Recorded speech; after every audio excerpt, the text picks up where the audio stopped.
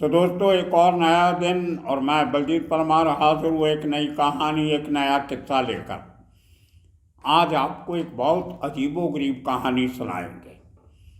एक भाई के भाई ने हमें फ़ोन किया मुंबई से कि आपने हमारे भाई के बारे में जो कुछ महीने पहले वीडियो बनाई थी वो बहुत नेगेटिव थी। आप उसके ऊपर एक पॉजिटिव वीडियो बनाओ, नहीं तो मैं आपका क्या करूँगा आप देखो। मुझे मालूम है आप चंडीगढ़ में रह रहे हो, मैं भेज रहा हूँ लड़के, एक केस भी कर रहा हूँ आपके ऊपर। और आपको बता दूँ कि अगर आपने वीडियो नहीं बनाई तो पता नहीं मैं क्या कर दूँगा। मुझे पहले तो हंसी बहुत आई सुन के कि ये कौन सा नया भाई पैदा हो गया मुंबई में। भाई का भाई, कौन सा भाई।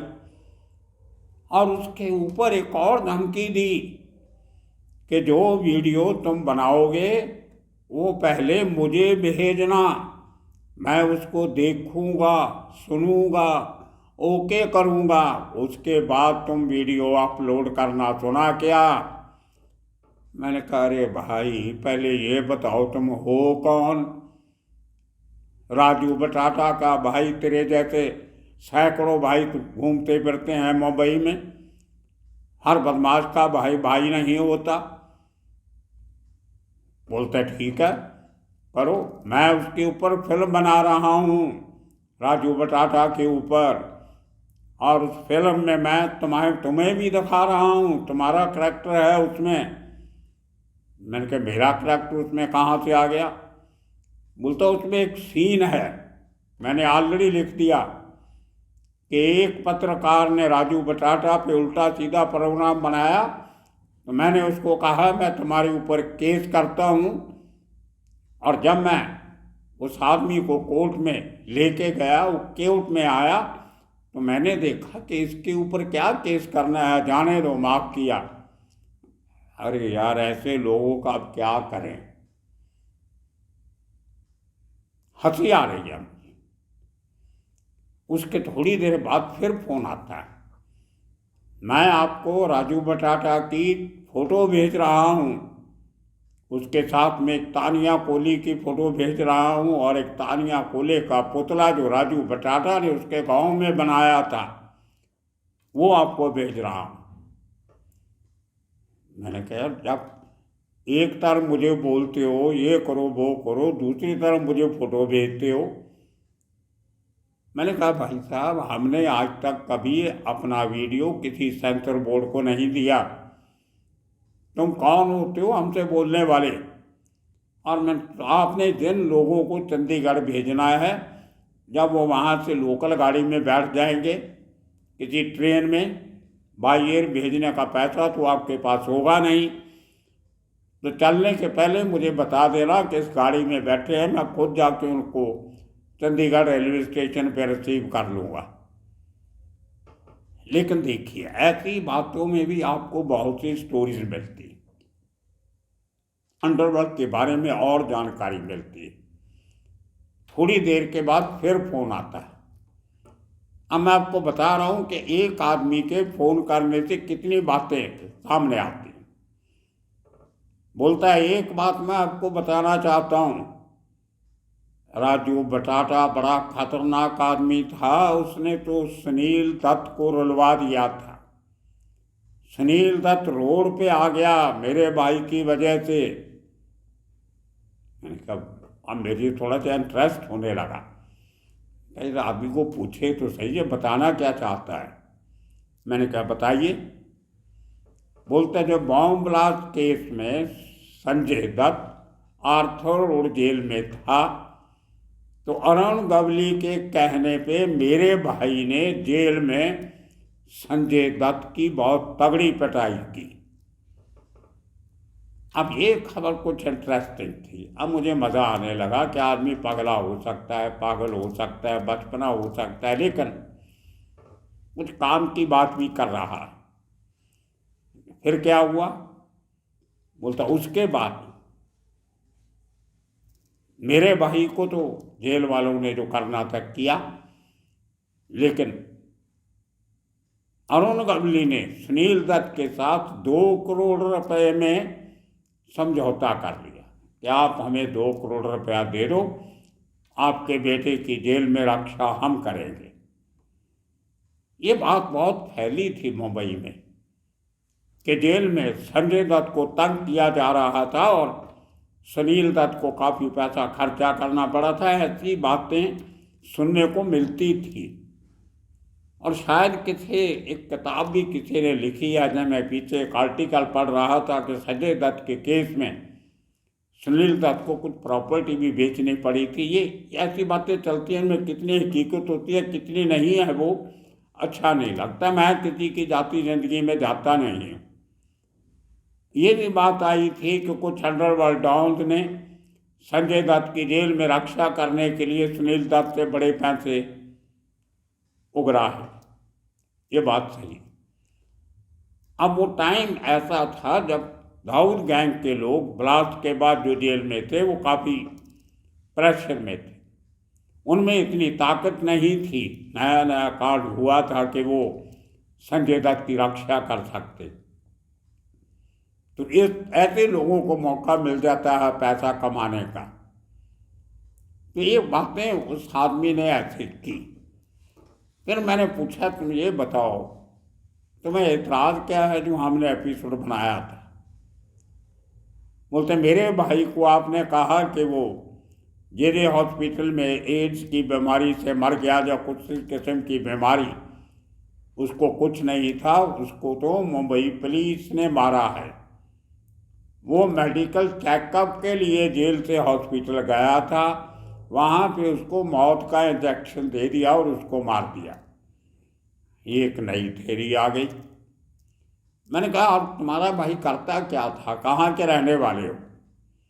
बोलता हम कुम्भारवाड़ा गिरगांव वहाँ के रहने वाले। और मेरा भाई इस किस्म के काम कभी नहीं करता था जिसकी वजह से उसको एड्स हो जाए। वो तो पूरे गली मोहल्ले में कुम्भारवाड़ा में किसी को जाके पूछो, वो बताएंगे कि वहाँ पे अगर कोई लड़का किसी लड़की को छेड़ता था तो राजू बटाटा उसकी आधी दाढ़ी और आधी मूछ और आधा सर मुंडवा देता था। और ये कहानी मैं 50 गैंगस्टर्स के बारे में सुन चुका हूँ, ये सुनी है, लेकिन जो देखी भी है, जो मैंने विटनेस किया। आर्थर रोड जेल के बाहर जब हम लोग, मैं और मेरा दोस्त हुआ करता था जसवीर, हम किसी को मिलने गए थे और वहाँ जेलर के ऑफिस में बैठ के समद खान ने अपने केस के गवाह को बुला के उसका आधा सर आधी मूछ और आधी मढ़वा दी थी, और आदमी बेचारा बड़ी मुश्किल से मुंह ढक के बाहर निकला था। तभी हमें पता नहीं था कौन आदमी। बहुत सालों के बाद पता चला कि असल माजरा क्या था। वो समद खान की बात थी, जो बहुत बड़ा नाम हो चुका था उसका। लेकिन जब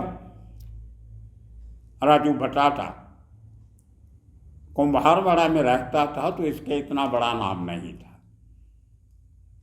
उस समय पे इस किस्म के जो किस्से समद खान के साथ जोड़ के सुनाए जाते हैं, वहाँ के छोटे मोटे सब अंडरवर्ल्ड के लोगों ने, उनके चमचों ने उनके नाम से जोड़ के सुनाने शुरू कर दिए।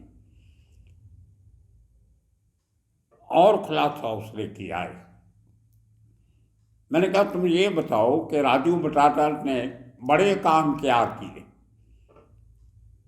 बोलता उसने ज़ियाउद्दीन बुखारी का कत्ल किया अकेले जाके, और अकेले मारा, लेकिन उसके साथ एक नसराले नाम का आदमी था, वो आज भी जिंदा है। उसको पूछ लो राजू बटाटा कितना खतरनाक आदमी था। और बोला आपको बताऊं कि ज़ियाउद्दीन बुखारी को मारने की सुपारी और किसी ने नहीं, बाला साहब ठाकरे ने दी थी। ये राजू बटाटा का भाई वो कह रहा, उसका नंबर है मेरे पास, वो शायद आदमी भेजेगा मेरे को मारने के लिए भी चंडीगढ़। ऐसे लोगों का अब क्या करोगे आप? अब राजू बटाटा कब का मर गया, अरुण गवली ने धंधा छोड़ दिया, पब्लिकली उसकी पत्नी ने उसने कह दिया कि हमारा गैंग खत्म। और वो कहता है कि अगर मेरे भाई को जहर का टीका नहीं लगाया होता तो आज अरुण गवली नहीं होता। तानिया कोहली और राजू बटाटा पूरी कंपनी टेक ओवर करने जा रहे थे, इसलिए इन दोनों को अरुण गवली ने खुद मरवाया। एक नई थ्योरी दे दी उसने, और तानिया कोहली की फोटो भेजी मुझे जो ऑलरेडी अवेलेबल है। एक उसने उसके गांव में बने पुतले की फोटो भेजी जो उसका कहना है कि वो राजू बटाटा तानिया कोहली को अपना गुरु मानता था। अरुण गवली के लिए काम वो सिर्फ तानिया कोहली के कहने पे कर रहा था, उसका अरुण गवली से कोई लेना देना नहीं था। वो तो बाला साहब का खास आदमी था राजू बटाटा। कमाल है, कहाँ से ये लोग थेरिया लेके आते हैं। और वो अब एक स्क्रीन प्ले लिख रहा है कि मैं राजू बटाटा पे एक फिल्म बना रहा हूँ, बहुत बड़ा प्रोड्यूसर मेरे पास है, उसमें सब ये असली कहानी मैं सुनाऊंगा। असल में राजू बटाटा तो बहुत बड़ा डॉन था। अब दोस्तों देखिए, मुंबई शहर यहाँ पे लोग, अगर आप रेशो लगा लें क्रिमिनल्स की और आम जनता की, तो क्रिमिनल 0.000 पॉइंट कुछ होंगे। अब 2-2.5 करोड़ की आबादी के शहर में अगर 2000 क्रिमिनल हैं तो क्या रेशो बनेगी, आप अंदाजा लगा लो। लेकिन उनके जो आगे रिश्तेदार ये वो कैसे इन लोगों के नाम का फायदा उठाते, मरने के बाद उनका पुतला लगा देते हैं, मरने के बाद उनके पुतले पे फूल चढ़ा देते हैं। जब वो जिंदा थे तो उनका जेल में खर्चा देने वाला कोई नहीं सामने आता था, तभी भाई कहाँ चले जाते हैं। पिछले दिनों शायद मैंने आपको बताया भी था, ली कंपनी, अरुण गवली कंपनी, ये खास तौर पे दोनों, और छोटा राजन कंपनी के बहुत से लोग जो जेलों में बंद हैं अभी तक, जिनके केसेस चल रहे हैं, कोर्ट कचहरी आना जाना पड़ता है, वकीलों के खर्चे, जेल से कोर्ट जाने के लिए लंबी रकम देनी पड़ती है जेल के स्टाफ को रिश्वत के तौर पे, उनके पास पैसे नहीं। टेलीफोन को चार्ज करवाने के पैसे नहीं है, जेल में चार्ज करने के पैसे भी लेते हैं जेल का स्टाफ। काफ़ी लोगों के, 4-5 लोगों के मुझे पिछले 3-4 महीने में फ़ोन आए कि सर हम आपका चैनल देखते हैं लेकिन तकलीफ़ चल रही है, हमें 2-4 हज़ार रुपया भेज दो, मेरे इसी नंबर पे आप कर दो, मुझे गार्ड को पैसे देने हैं, मेरा फ़ोन चार्ज नहीं कर रहे वो, ये मैं दूसरे दोस्त के फ़ोन से आपको फ़ोन कर रहा हूँ। इससे 2-3 बातें सिद्ध होती हैं। एक तो कि फ़ोन बहुत ज़्यादा अवेलेबल है जेलों के अंदर, आपका फ़ोन चार्ज नहीं तो आप दोस्त का फ़ोन इस्तेमाल कर सकते हो। मतलब हर आदमी के पास फ़ोन है जेलों में। पंजाब में एक आदमी ने पिछले दिनों इंटरव्यू दिया जो फरीदकोट जेल में रहा था, उसने कहा कि 2500 कैदी हैं उस जेल में और उनमें से तकरीबन 1500 के पास टेलीफोन है, आप अंदाज़ा लगा लीजिए। और महीने में एक फ़ोन का 2000 रुपया जेल के अधिकारियों को देना पड़ता है, और 1500 का देख लो, 30 लाख रुपया महीने का पुलिस वाले कमाते, जेल का स्टाफ, ऊपर भी इधर उधर भी जाता होगा बहुत जगह पे। ये इतनी बुरी हालत है जेलों में इस पुराने समय के, जिन लोगों ने 8-8, 10-10, 12-12, 15 मर्डर किए, छोटा राजन के कहने पे, अरुण गवली के कहने पे, अमर नायक के कहने पे, अब सब लोग बेसहारा महसूस कर रहे हैं, कोई पूछने वाला नहीं। उनके परिवार का क्या होता। एक दूसरे केस में जेल के एक वार्डन ने मुझे फ़ोन किया कि मैं हवलदार तो बोल रहा हूँ, जेल में किस नाम का आदमी है, उसको कुछ पैसे की ज़रूरत है, उसके पास एक पेन ड्राइव है, सिम मेमोरी कार्ड है, मोबाइल में डालने वाला मेमोरी कार्ड, जिसमें काफ़ी सारी इन्फॉर्मेशन उसने इकट्ठी कर रखी है, और वो मेमोरी कार्ड आपको देना चाहता है, आप थोड़े पैसे मुझे भेज दीजिए। मैंने कहा भैया थोड़ा लालच हुआ मुझे कि जेल के अंदर से एक आदमी मुझे मेमोरी कार्ड भेज रहा है, बहुत अच्छी वार्तालाप होगी, कुछ होगा। मैंने कहा बताइए। मैं तो बोले अपना मुंबई का एड्रेस दीजिए, हम वहाँ पहुँचा देते हैं।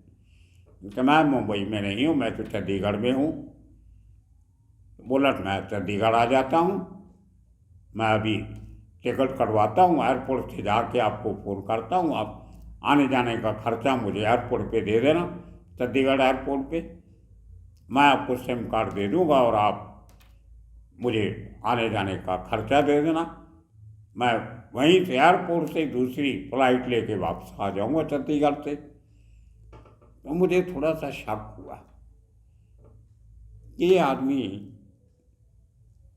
मैंने वो सिम कार्ड के अंदर क्या मटेरियल है मुझे पता नहीं, मैंने देखा नहीं, मैंने कोई सौदेबाजी नहीं की, ना मैं इस किस्म की सौदेबाजी कभी करता हूँ, और मेरी प्रोफेशनल एथिक्स के खिलाफ है कि मैं कहीं से खबर खरीद के दूँ, उसमें क्या सही है क्या नहीं। तो मैं उसको निराश नहीं करना चाहता। मैंने कहा भैया एक काम करो, पहले आप मुझे उसमें से एक दो आइटम भेजो तो मैं सुनूं तो सही कि उस सिम कार्ड में है क्या, मेमोरी कार्ड में है क्या। उसने 2 ऑडियो रिकॉर्डिंग मुझे भेजी। एक ऑडियो रिकॉर्डिंग थी जो बंटी पांडे और रोहित वर्मा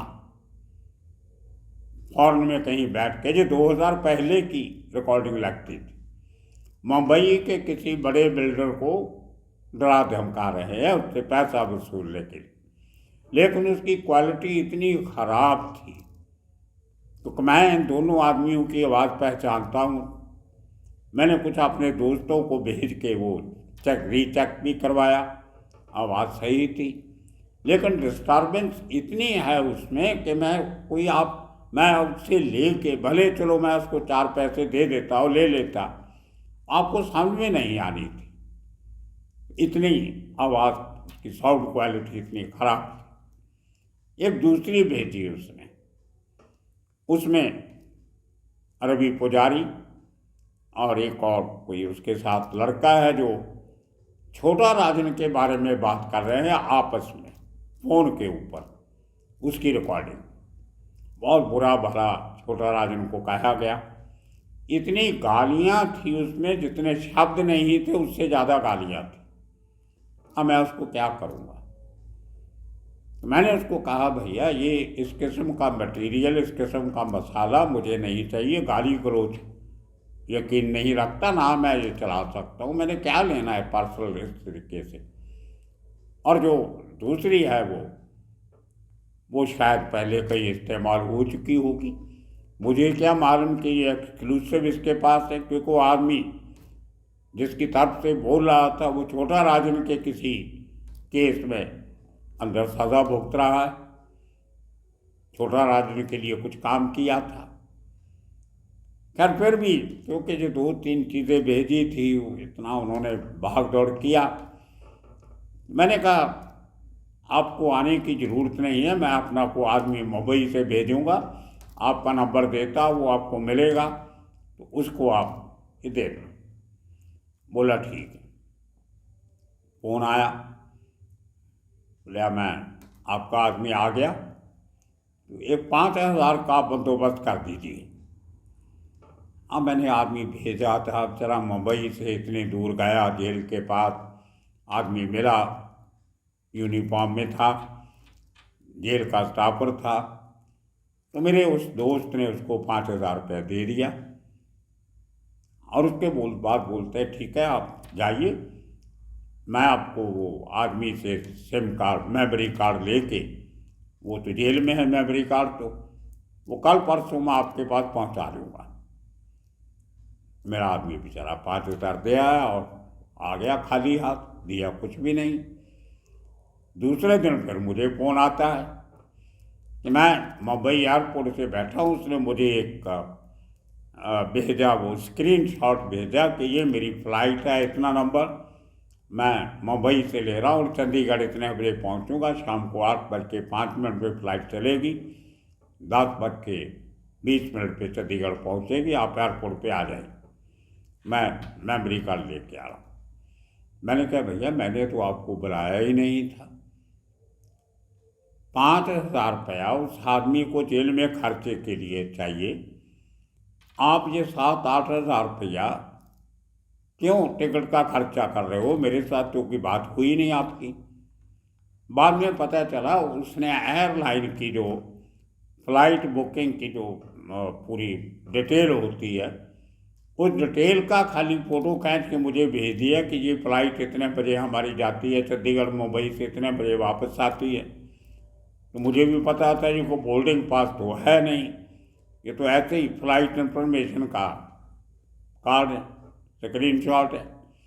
तो दोस्तों ये लोगों का इतना बुरा हाल है जेल में बैठे, ऐसे बहुत से किस्से मेरे साथ होते हैं, क्या क्या सुनाऊँ आपको, लेकिन इतनी बुरी हालत है। जो लोग एक ज़माने में टेरर हुआ करते थे, जिनके नाम से लोग कांपते थे, जिनकी गोलियों से लोग डरते थे, जिनकी आवाज़ से लोग डरते थे,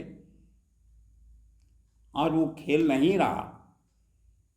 ना वो पुराने किस्म के भाई रहे, ना वो भाईगिरी रही। अब तो और ही किस्म का अंडरवर्ल्ड चला है। ये बेचारे मजबूरी में इस तरह के छोटे मोटे काम करते हैं अपने खर्चे पूरे करने के लिए। तो मैं ये राजू बटाटा के भाई को कहना चाहता हूँ कि मेरा आज का वीडियो तुमने सुन लिया होगा, और अब मुझे बता देना कि आपके लड़के मुझे सीधा करने के लिए चंडीगढ़ कब आते हैं, मैं उनको रिसीव कर लूँगा। ये दोस्तों हमारी लाइन में एक बहुत बड़ी पत्रकारिता में एक समस्या होती है, आप हर आदमी को खुश नहीं कर सकते, आप हर आदमी के हक की बात नहीं कर सकते, लेकिन ऐसी बातों से भी नई बातें मालूम पड़ जाती हैं, जैसे इस बात में, इस लड़के की बातों से कि वो राजू बटाटा पे एक फिल्म बन रही है। कहीं ना कहीं से सुनील दत्त का, संजय दत्त की बात निकल के आई, और कैसे अरुण गवली गैंग के अंदर भी बगावत की सुरें उठने लगी थी। तो कहते हैं ना कि हर बुरी चीज़ में भी कोई अच्छाई होती है, ढूंढ लेनी चाहिए। हमें इन चीज़ों से कोई फर्क नहीं पड़ता, दुनिया बहुत देख ली, अब जितनी बची है वो भी देख लेंगे, लेकिन ऐसे लोगों से बातचीत करके फिर भी कुछ ना कुछ निकल आता है। इसको कहते हैं मुंबई का अंडरवर्ल्ड। बहुत बहुत शुक्रिया दोस्तों। आने वाले दिनों में इसी किस्म के किस्से कहानियाँ लेके फिर हाजिर होंगे। तब तक के लिए आप सबका बहुत बहुत शुक्रिया, धन्यवाद।